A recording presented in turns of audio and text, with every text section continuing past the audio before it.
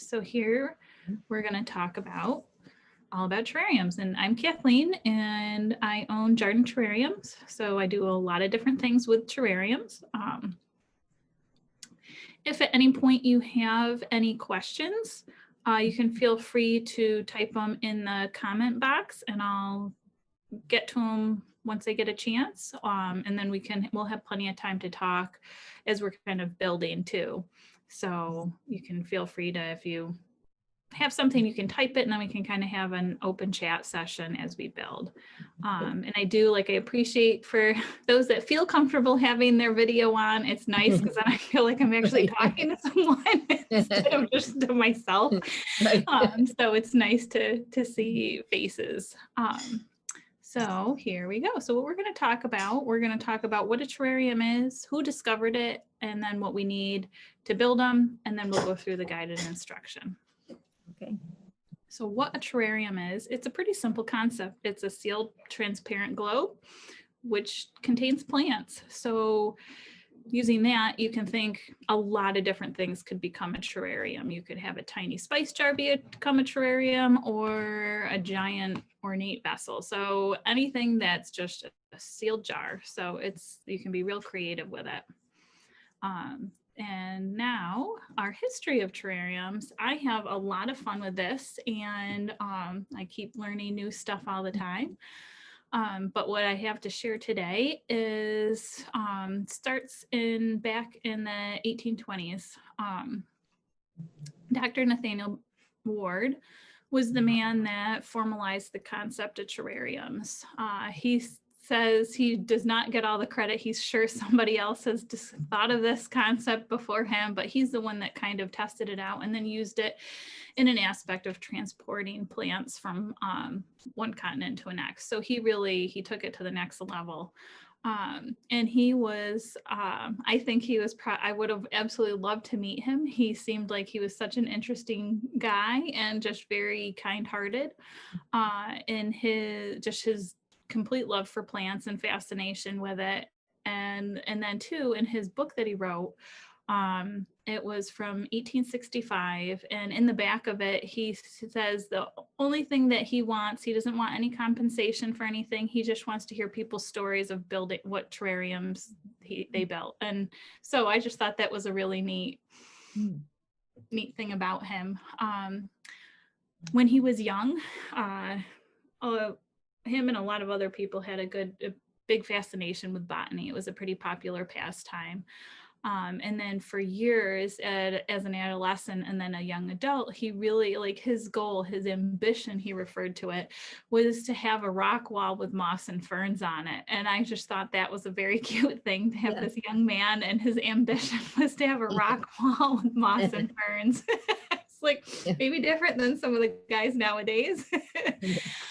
So I just thought that was, and he just talks so, he was so into it and so badly wanted it. And then which also caused him to be sad when he wasn't being able to achieve it, because during the time he lived in London and it was the Industrial Revolution, and so there was a lot of pollution, and so his garden had just a lot of soot and particles, and just his plants were struggling to grow.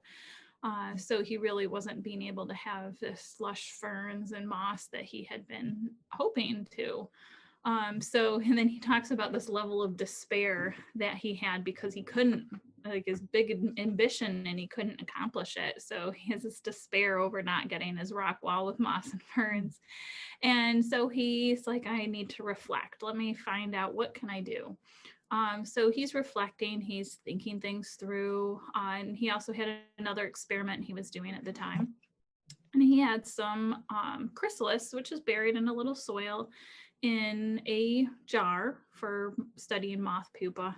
And so he's looking at it and he noticed a strange thing. He's like, oh, I have some ferns and some little grass growing in my jar for my moth. Like, what is this? And so this intrigued him because he loved ferns, and here a fern is growing in this jar all by itself.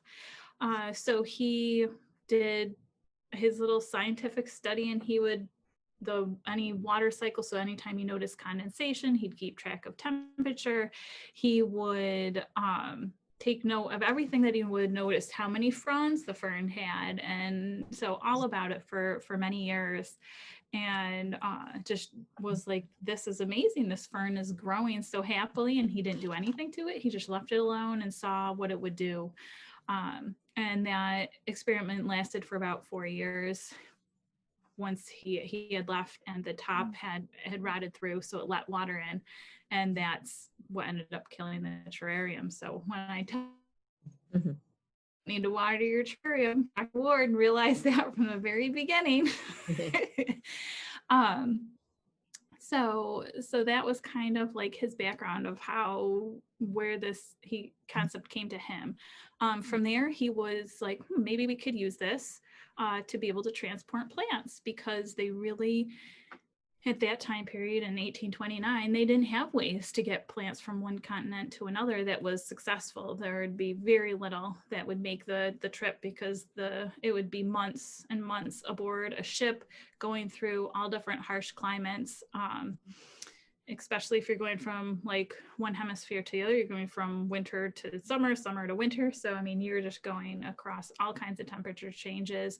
And then just the salt and water and everything at sea, it would just rot the plants or the seeds or how things were packaged. So he's like, let's experiment. So he had them concoct what was called a Wardian case, which was the early terrariums. So if you see this other picture of this gentleman putting this plant in a box, that's what the beginning of the terrariums were. So it was this box that was very tightly fitted, and then they had glass that would go on top to cover both sides. So once he gets this plant in, they'll put the other glass top on.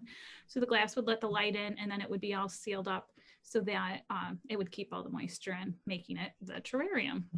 But they called them back then, because Dr. Ward has concocted this, so they called it a Wardian case.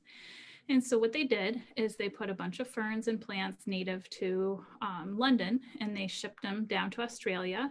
It took 6 months, and they survived the trip. So they cleaned it out and sent some native Australian plants back up to England, and they survived that. And that trip was 8 months and had a whole variety, and then his notes, he noted at one time there was like a foot of snow on the boat, and so they survived the voyage, and so they were ecstatic that now they had this way to collect and transport plants from all over the world. And this was a major breakthrough for them back then. So because of this new concept that they had to be able to transport plants, in comes this guy. Oh, okay. Yeah. Robert Fortune.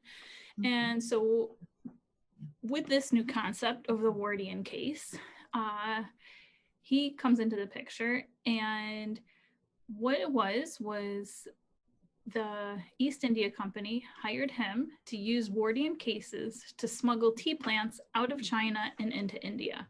So I just love this little history that of the beginning of terrariums, and they have this naughty past of smuggling plants out of one country into the other.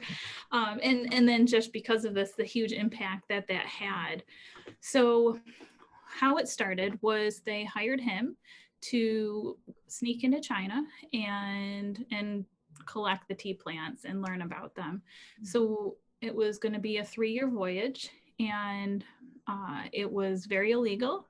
Foreigners were not allowed to the interior of China. So he had to have a disguise. He had to get some traditional wardrobe. He had a wig that he wore. And he hired people to help him kind of sneak in and try to assume the identity of someone that they wouldn't necessarily question. And so he gets in there. If he had been discovered by anyone of the government, that would have been the end of Robert. He would not have had a good fortune.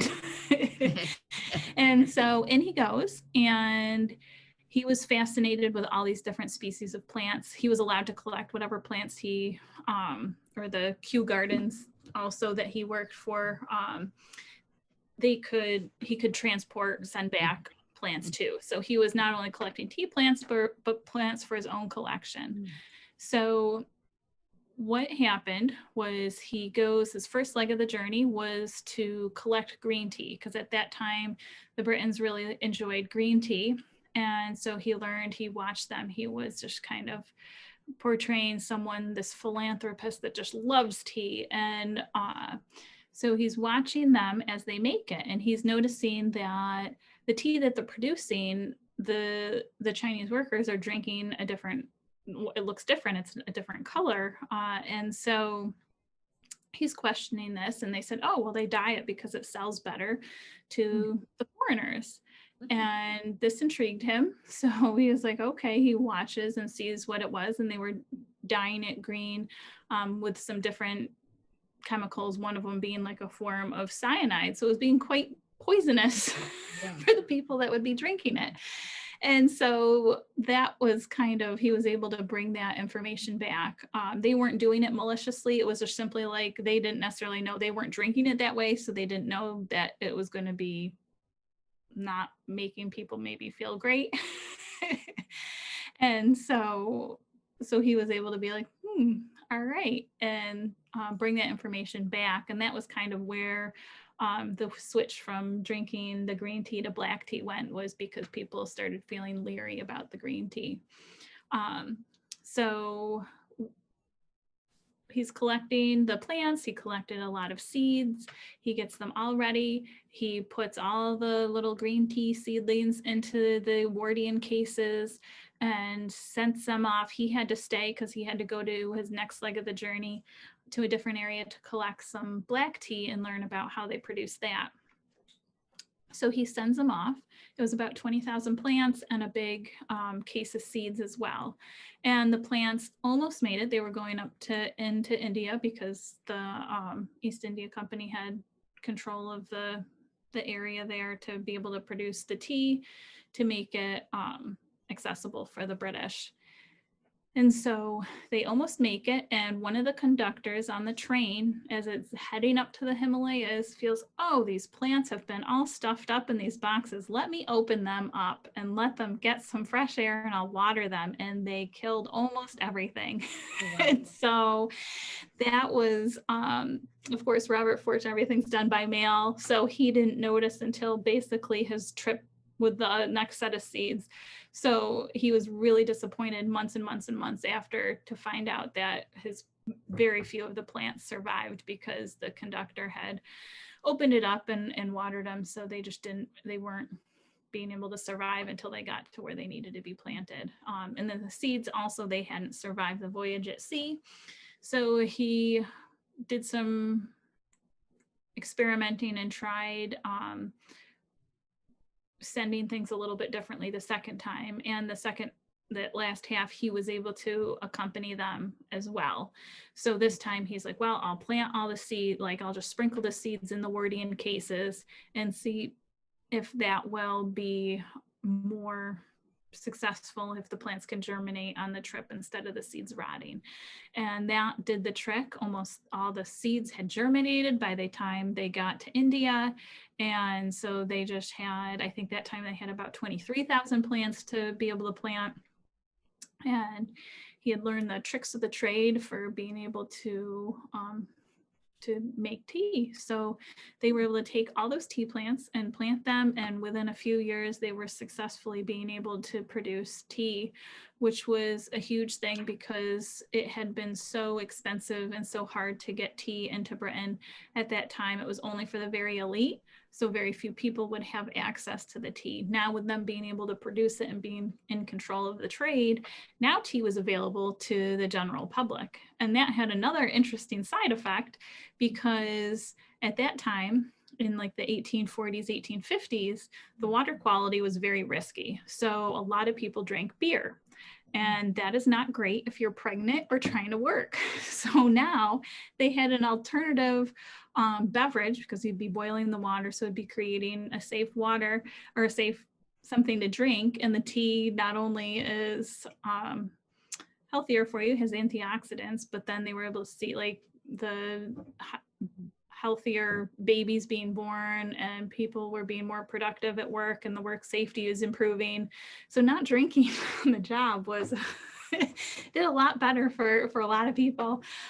So that was kind of, it had this interesting side effect of their improved health too. And it was all because they had the terrariums, the Wardian cases, to be able to transport that. So I just thought that's kind of an interesting history behind terrariums at the very beginning.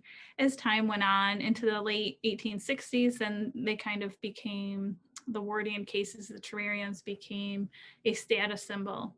So you'd be the cool kid on the block if you had a fancy terrarium in your home. So that's kind of, and then through the years they've kind of come in and out of fashion, but they have a quite the history of smuggling plants.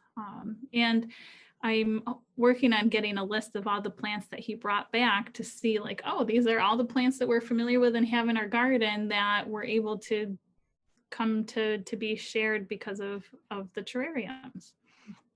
So now we're gonna see what we need to build our own terrarium. We don't need much. They're very simple because, like you heard, Dr. Ward, all he had was a little dirt in a jar and he noticed ferns growing. So we don't need anything fancy. We need a clear jar and with a lid, some soil, plants, and tools depending on your style of jar. So you can use jars of any size. You can, sometimes it's fun if you have an empty spice jar, you can make a cute little terrarium in a spice jar. You can just stick like a little bit of moss in there and have fun with that. And you can, if you have a really big jar, you can have fun making an elaborate terrarium that way. So anything in between, as long as it's clear glass and it has a lid. The lid can sit on, the lid can screw on, it can be a cork. It could fasten on any way. If you want to make one with like plastic wrap or fashion one with like repurposing like a plate or however you want to concoct a lid, that's fine. Just something to make that barrier, to make it a sealed environment. The soil you use, most terrariums aren't very big, so they don't need much soil. And especially if you're just like the kids are playing around with some recycled materials from the kitchen, they can just go outside and scoop up a little soil. That's all they really need. They just don't need a lot. So it's easier just to kind of use what you can get outside. And then that's a nice, easy, free way to do it. If you need to get some soil, you can always order soil through me, or they have the smaller bag of potting soil Miracle Grow has that. It says it's less likely to encourage fungus gnats, which are these little, they almost look like fruit flies. They're just these tiny little bugs. They like the fungus in the soil. But if you get like the big bags, or if you've had a big bag of soil, when you get it, it's really wet and heavy. They're just, a lot of times they're in that soil, and it's fine if you're using it outside or potted plants for like a deck or something. It's not, you're not going to notice it at all. But if you have a little terrarium and they're trapped in there, it just makes the perfect environment for it. So you don't want like a whole jar full of like little flies. So that's why I say just dig some dirt outside, or order dirt for me, or now Miracle Grow has one that is less encouraging to that. So that's another one. And which is also a smaller bag, so you're not going to get stuck with like 40 pounds of soil. And then after that, you'll need some plants. And I should say too, like you'll see, like I include sand with mine. The sand is just a decorative layer. It's just for fun. So really all you need is a little dirt in the jar. If you have sand, or if you have little pebbles, you have leftover gravel from like a fish tank or something, you can feel free to use those. Those just add a nice decorative element to it, but it's not necessary for the terrarium. So it's just, if you have it and you want to use it, it could be a way, like if you've collected some sand from a beach adventure, or you went up to Lake Ontario and you have some little special sand from up there, like you can use it in your terrarium. That'd be a great way to kind of make a little memento, but it's just decoration. So as long as you got some soil, you're good. So the other part to having a terrarium would be to put some plants in it. Plants that you'll want to put in there they're gonna want low light and like the humidity. So a lot of the foliage plants that are basically just leaves, are ones that will do good in there. Ferns are a great go-to for people. They're pretty easy to recognize a fern. There's lots of different kind of ways the leaves are, so you can get some neat ones. And they do great with the humidity and the low light. If you go into a garden store, a lot of times they'll group those plants together. They'll kind of be somewhat shaded. So that kind of makes it a little bit helpful to find. And then again, you can order plants through me too. But another thing you can do is just experiment with stuff you find outside, especially if kids are doing this project. You can just see what little things you can scoop up outside, some little tree saplings or little things kind of growing in a shady area, and see how they do in your terrarium. And sometimes they last surprisingly long. So then it's just kind of a fun thing for both kids and grown-ups to play around with. And if you have the plants and you're going to put them in your terrarium, just kind of water them a day or two before you're going to plant it. So that way it has time for the water to somewhat drain out and be settled before you're planting them in your terrarium. You don't want them super soggy going in there. Another thing that's great for terrariums is moss. And just again, find a shady area outside and scoop up a little moss. Moss is really hardy, so it's easy. It doesn't have roots, so it's really easy to pull up. And then you can just break it in different sizes, chunks, and be able to, it just sets right on top of the soil.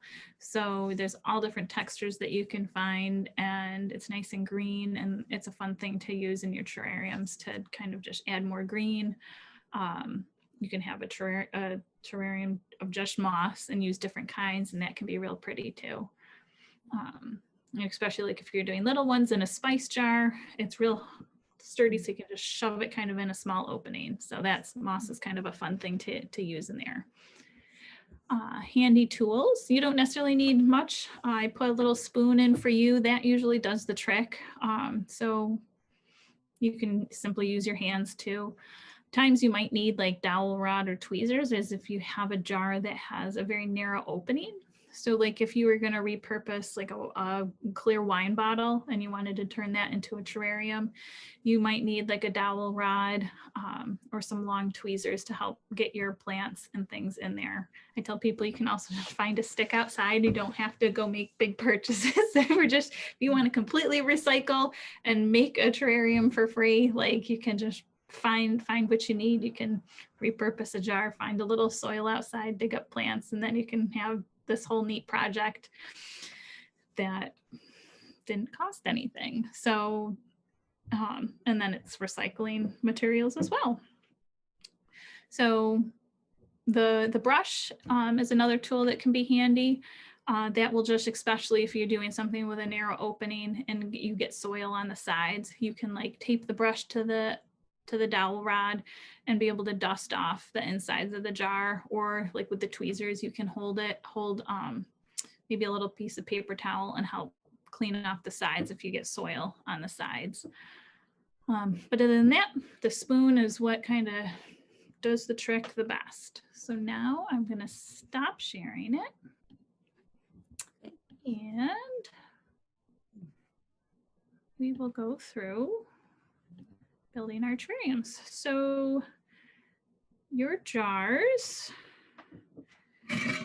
were filled with things, and I'm going to assume you've taken them all out. And they can go a couple different ways. So you can have it sideways. I like to do it this way because then it's kind of clear on top and it lets light in. You can also do it straight up and down. Either way, just whichever way you start, you got to kind of commit to it. Don't do it this way and be like, you know what, I want it this way, and then have everything tip. So choose whichever way you're going to do. And then what we're going to do is start with layering the sand on the bottom. You can layer however you want. You can start with whichever color. If there's any you want to save to kind of put on top, you can save a little sand aside. And again, this is just a decorative layer. It's not, it's just for fun. So I tell people there's not really any drainage in a terrarium because there's no holes in the jar. So anything that you do add will just sit there. And we don't want that. I call that the swamp of doom. So we don't want to make the swamp of doom in our terrarium. So we just have fun with the decorative layer. So I poured a little sand in here so you can kind of see, like if I'm looking at it this way, you can see like, oh, it kind of looks like I put a bunch in there. But if I look at it on the side, I barely can see any there. So as you're building your layers, just make sure you're focusing on how it looks like from the side. So that way, when I add like a different color and I'm putting it right up against the side, I'll be able to start seeing my layers come through there. And so don't focus on looking through here, focus on keeping a look from this different sides. And you can have fun with your layers. You can toss them all in there, you can mix them up to one magical color. Or you can go back and forth and do a whole bunch of thin layers with all the different colors. Kind of just going back and forth. That's real pretty. You can do patches of color. You can do just 3 layers and call it good. Any of it will come out looking fine. That's what's kind of fun, is you don't have to have any magical skill. Just kind of put it in. You can use the spoon and have it to push it around if you want it in a certain place. Let's see. So I've been kind of. And again, if you have any of your colors you want to put it use it for decorating after we get our plant planted, then save a little to the side. Just focus what's going on the side. So I've gone back and forth a couple times, so you can now start to see that I have some layers coming along there. And I'm just kind of tossing them in there. No rhyme or reason.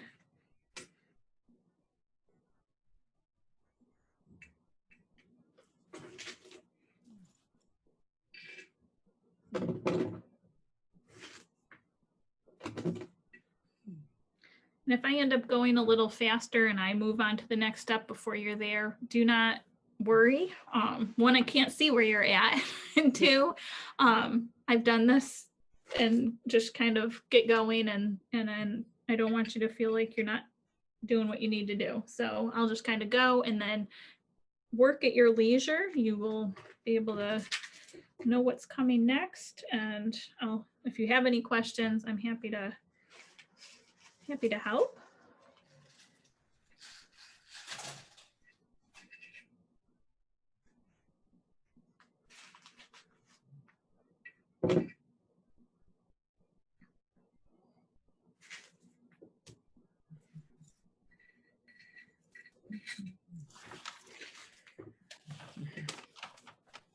And another thing, like if you're recreating this, you have your own jar, you're putting materials in it, I kind of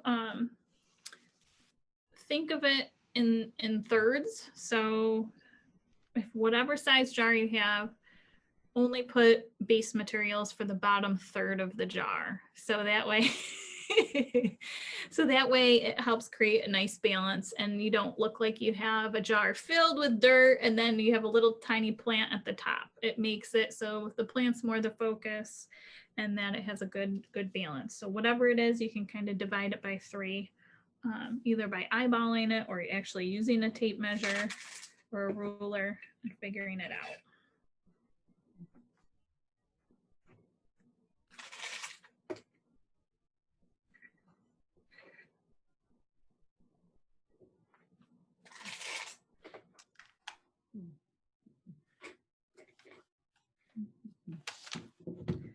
And if you are happy with your layers and you have extra sand and you want to stop, you can call it good. You don't, it's just kind of however it's looking good to you. Nice. If you are a type A personality person and you need set rules, I am sorry, I don't have them for you. It's kind of however it looks good to you. So once you have your sand in and you're like, I am happy, you can pour your dirt in. And then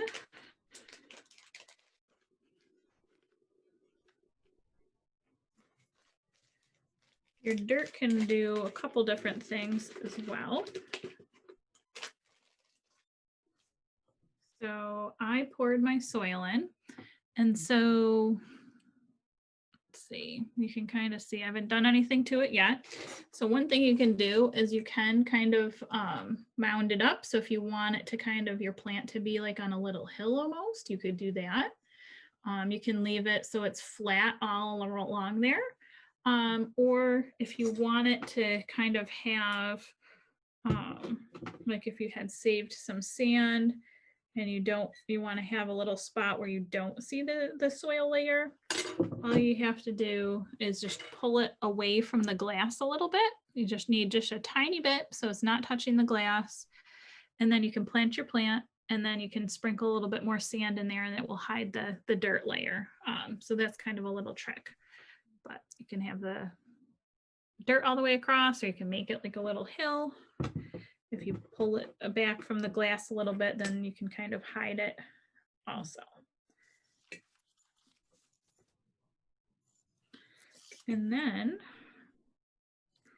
when it's time to plant the plant, you can do it a couple different ways. So once your soil's in there, that's usually you just put it in, we're good. The plant will give it a little tug out of the pot. And then what I tend to do is I will just grab the plant by the base here so that I got a nice firm hold of it. And then I'll just kind of bring it in, and then I'll wiggle it down into the soil. So that way I'm holding onto the roots, I'm not breaking the leaves, and I can just kind of shove it right down in where it needs to go. If you have another way, you can use the spoon to dig a little hole, and you can set it in that way and press it down with the spoon. However you feel comfortable getting it in there. I tend to be just kind of grab them by the roots and put them in there.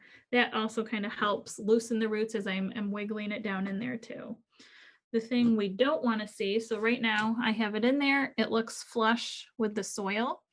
You don't want it to look like it's just its little pot of soil sitting on top. Like that's not planted at all if it's doing that. So we want to make sure it's down into the soil. If it wiggles down and you get it into the sand some, that's totally fine. It's not going to hurt it at all.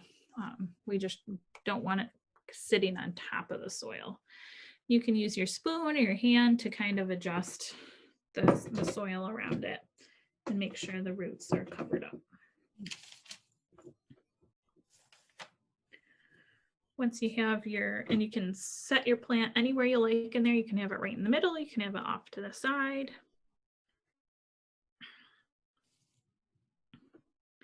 And once you have your plant where you like it, then you can play around with your decorations.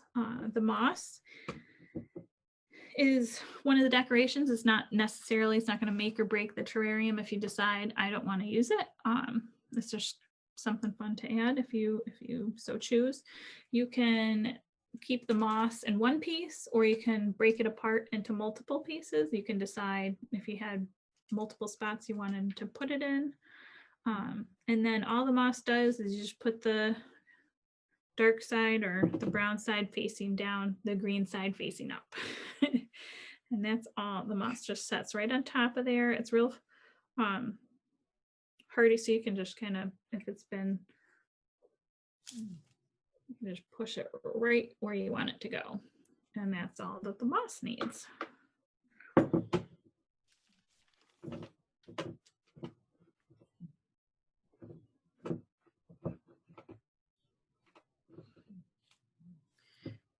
And if you're ever making a terrarium, if you want to use moss, just find stuff from outside. Do not put moss that you purchased from Michael's or the dollar store, any place. If it's come in a bag and it's dried and preserved, it's going to rot inside an enclosed terrarium. So you just want fresh stuff outside. The moss that you all have today was brought back from the Catskill Mountains. So we have a family property down there. And so my parents helped and brought me some moss back. So that's where our moss is from today.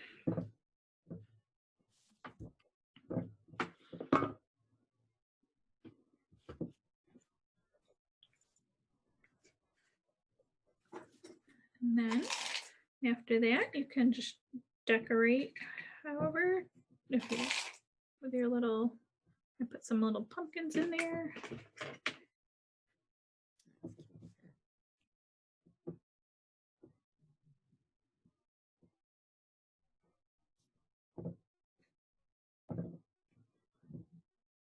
So I sprinkled a little sand down and then I put my little figurine there. So he stands out a little bit, but however, and if you have anything at home too that you want to use, feel free. It's a fun way to kind of display little knickknack things. If you have a little porcelain figurine or little fairy or gnome, they go well in there. And then once you're all done, the top goes back on.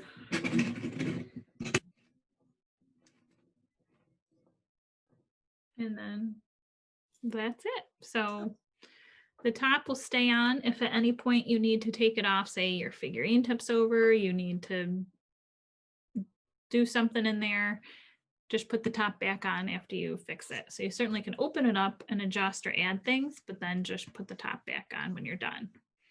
So everything should be, when you build a terrarium, should have the moisture that it needs. So today, like your plants, they've been watered recently, your moss is fresh and alive, the soil has some moisture in it, but everything, it's not too dry and it's not too damp. So it kind of goes in and it has some moisture, and that is just what it needs.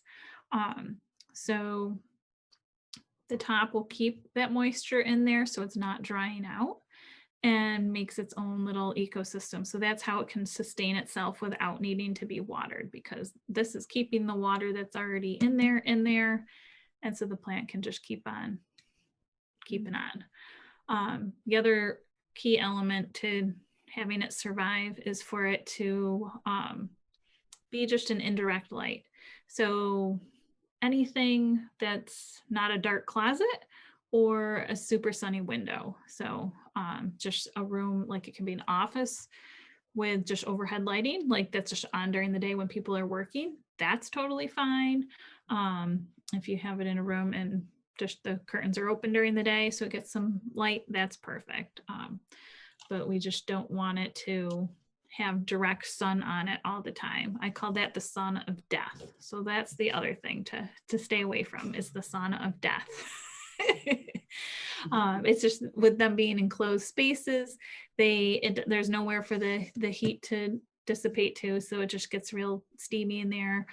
The condensation then will kind of block your view of the plant, and then it will drip down the glass and it will cause some algae to grow, which isn't going to necessarily, the algae is not going to hurt the plant, but it just doesn't make it great for viewing. So indirect light does the trick, and don't add water to it. Good.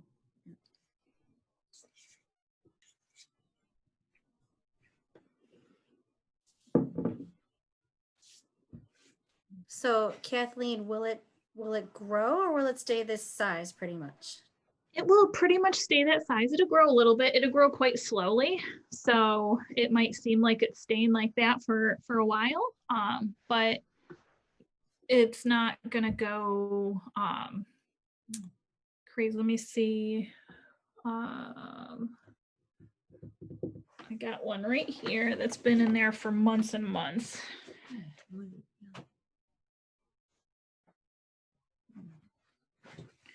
So here's one I made, probably 6 months or so ago. And again, the plant's just kind of doing its thing in there. Hasn't really changed much at all. There's a couple new little leaves, but that's basically just kind of hangs out. If it is in a real bright location, you might notice more growth on it. But if you notice a lot of the leaves are fading, it's probably way too dark. So that would be an indicator. And they'll naturally, I mean, they're going to shed their leaves. So it's a little bit more noticeable in the terrarium because there's no wind or anything to kind of blow them to fall off. So it's just they're not doing their normal thing. It's just you might see it. And you can just let it be and it will take care of itself. If you want to pull something off, if it's faded, you can do that too. But generally, I mean, and the other thing is, I mean, they're living plants, so they don't live forever. They have a life cycle. They continue with their life cycle in the terrarium. A lot of people really want them to be immortal once we put them in the terrarium, and that's just not what happens. But what happens is that basically they can live their plant lives and you don't have to worry about it. So you can just enjoy it, and it will go many, many months, years. Each little plant's its own individual. So you can have two of the same plants. One might live 6 months, one might last 2 years. So that's kind of like, I don't know what makes it decide that, but it's basically, you can just enjoy your plant and you don't have to be like, oh, did I forget to water? Do I need to do this? It can just be for fun.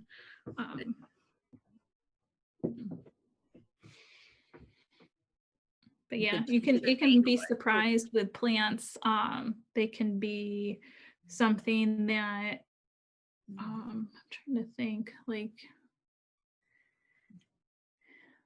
I have ferns in pots that are 10 times the size of the one that I have in the jar, but it kind of stunts its growth being in the terrarium. So they really, I don't know if I've ever had to really cut anything back a ton because it's going crazy in there.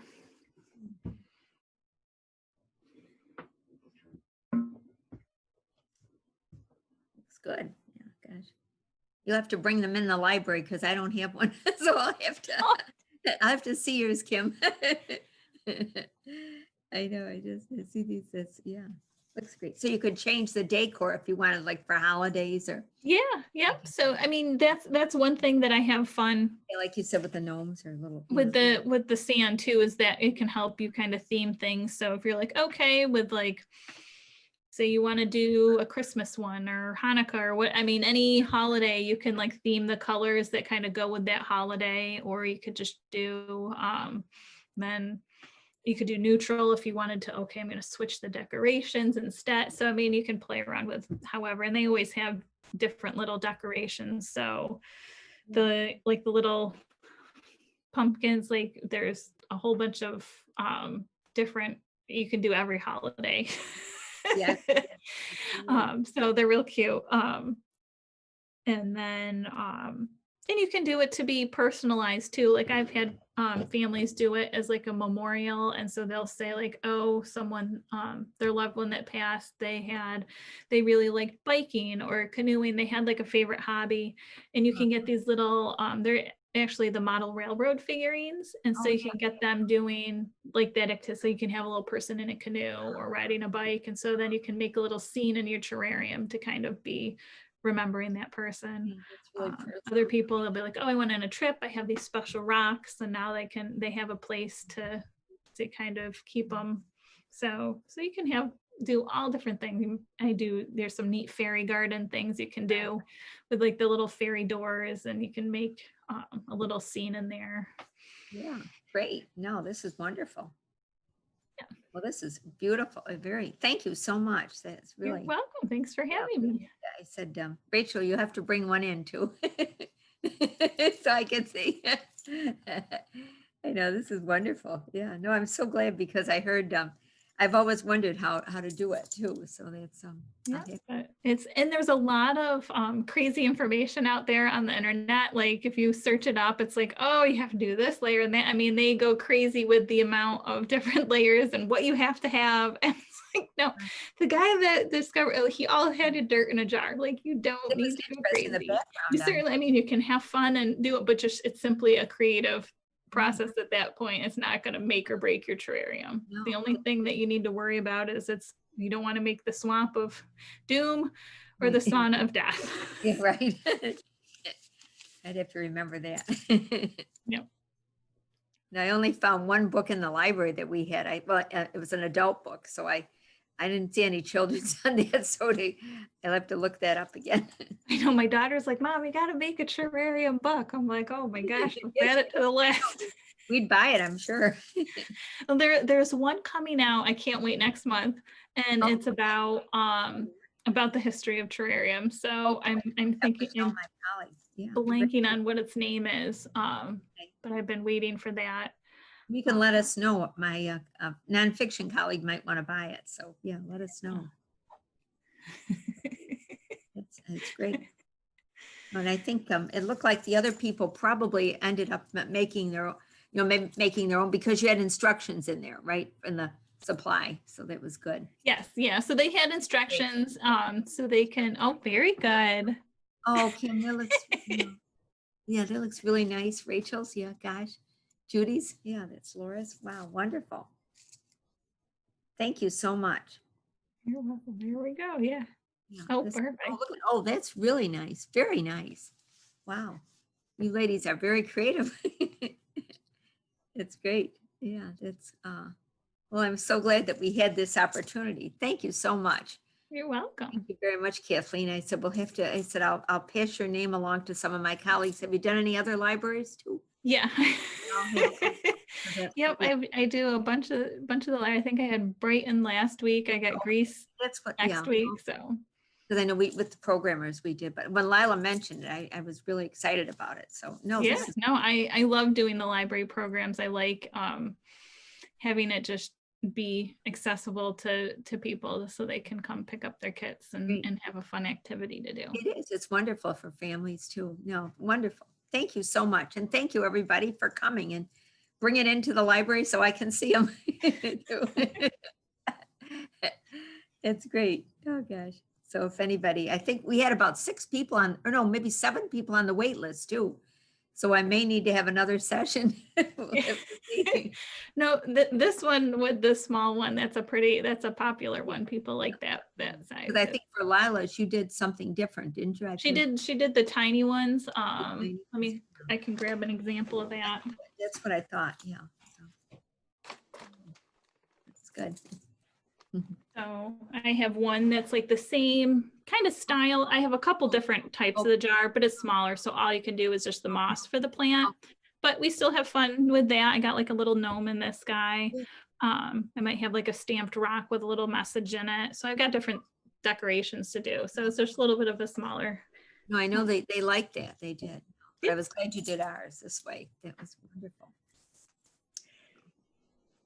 Anybody have any other questions or comments at all? Or yeah, looks like. Yeah, gosh. So are you doing another program coming up at any other library right now, or? Yeah, let's see. I have kids and at Greece, and then teens at Greece. Okay, all right. And then I have wreath one I'm doing at the Rundell Library downtown. Oh, okay. Oh, good. Yeah, he used to work there. Yeah. Yeah. Great. So we don't need to put any water at all in this now, right, Kathleen? No, that is people really have a hard time with that. They're like, I need to water it. It should have been damp going in, and that's all that it needs. Wow. If any little helpful hands ever take the lid off and and you're like, oh, that might have been off for a couple days. You can always, like, I'd say use like a tablespoon from the kitchen, so you have you can see how much you're putting in there, and do like 1 or 2 tablespoons into the terrarium, like right at the base of the plant, and that should be good and then put the lid back on and it should be fine. So that's usually something that happens. That, or people will house sit for people and then it will get watered. Those are usually the 2 things. Someone either was a little helpful person and took the lid off, or someone housed it and watered it for you. So, but other than that, they'll kind of just do their thing. And at some point down the line, when the plant does die, it's easy. Like, you can just give it a little tug and then put a fresh plant in. You don't necessarily have to redo the whole bottom if you don't want to. You can just plop a new friend in there. So it's easy to kind of fix up if you need to. Okay. That's good news. Well, Now I know it. I think my daughter did a program with you over the summer, maybe, or last summer. Do you do this with the library frequently enough? Maybe Yeah. over the last year. Mhm. So hers died, and now I know it was because we had it in the bright sunlight. So I'll make sure not to put this Yeah. in the bright sunlight. That information did not make it home. Nope, that's, or I mean, a lot. Or she was experimenting. She was doing a scientific experiment. Let's see. I feel that plants need sun. Hey, I'm gonna put Maybe that's what we should have at the library, because I used to have a volunteer water the plants and then she passed.